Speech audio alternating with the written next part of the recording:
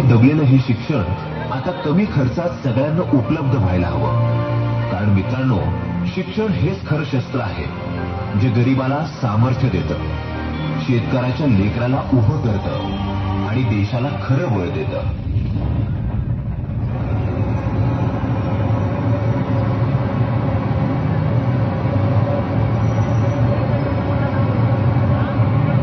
काय रे संदीप, काय विचार करतो? काही नाही, फी भरायची आहे ना मला. काही सुचत नाही रे. काम करायचं, परत कॉलेज करायचं आणि रात्री परत अभ्यास करायचा. अरे एवढा अभ्यासाचा ताण, त्यात काम करणं खूप जड जात असेल ना तुला? हो रे, खूप अवघड जाते मला. मी रोज कामावर जातो, परत येण्या जाण्याचा खर्च, बाहेर जेवणाचा खर्च, बाहेर राहण्यासाठी लागणारा खर्च कसा बसा भागवतो बघ. पुढच्या आठवड्यात ना कॉलेजची फी जमा करायची, पण माझ्याकडे ना पैसे शिल्लक राहत नाही रे. आपण करू काहीतरी, पण कायमच कसं मित्रांकडून घ्यायचं रे.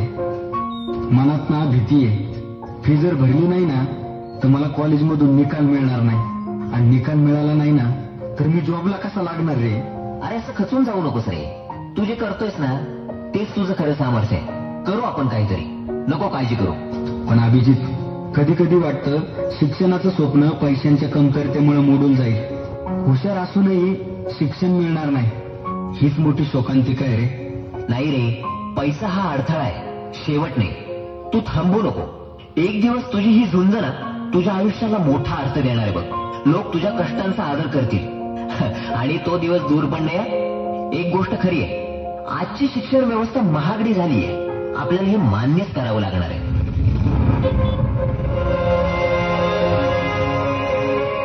आज कितीतरी हुशार लेकरं, स्वप्नांनी डोळे भरलेली लेकरं फक्त पैशांच्या अभावामुळे स्वप्नांपासून लांब जात आहेत. नर्सरीपासून लाखो रुपयांच्या फी, ऍडमिशनसाठी डोनेशन आणि त्यावर वेगवेगळे चार्जेस, जसे की पुस्तक, ड्रेस, बस फी.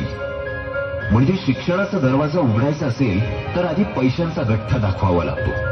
गरीबाचा मुलगा स्वप्न बघायलाही घाबरतो, कारण त्याला माहिती आहे की शाळेच्या गेटवरच पैशाची भिंत उभी आहे. मध्यमवर्गीय आईवडील हतबल झालेत. घर चालवायचं की मुलाला शिकवायचं असा प्रश्न त्यांच्यासमोर आहे. आपण कितीही डिजिटल इंडिया, स्किल इंडिया अशा घोषणा दिल्या तरी खरी क्रांती तेव्हाच येईल जेव्हा प्रत्येक मुलाला, गरीब असो वा श्रीमंत, समान शिक्षणाची संधी मिळेल. शिक्षण ही सेवा आहे, धंदा नाही. आज जर आपण आवाज उठवला नाही तर उद्या समाज दोन तुकड्यात विभागला जाईल. एक श्रीमंत शिक्षित वर्ग आणि दुसरा अशिक्षित उपेक्षित वर्ग. शिक्षणाचं मंदिर हे सर्वांसाठी आहे.